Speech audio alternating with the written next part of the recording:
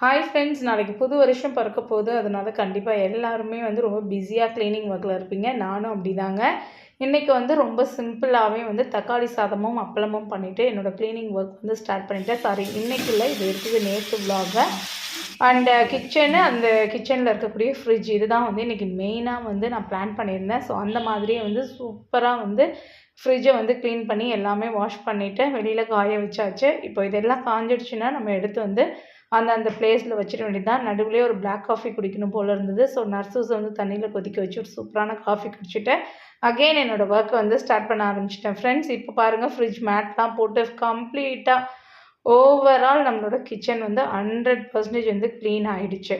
So இதே மாதிரி தான் நீங்களும் உங்கள் வீட்டில் வந்து க்ளீனிங் ஒர்க் வந்து பண்ணியிருப்பீங்கன்னு நினைக்கிறேன். பண்ணியிருந்தால் மறக்காமல் கமெண்ட் செக்ஷனில் சொல்லுங்கள். அனைவருக்கும் இனிய தமிழ் புத்தாண்டு நல்வாழ்த்துக்கள். Once again advance happy Tamil new year to all my subscribers.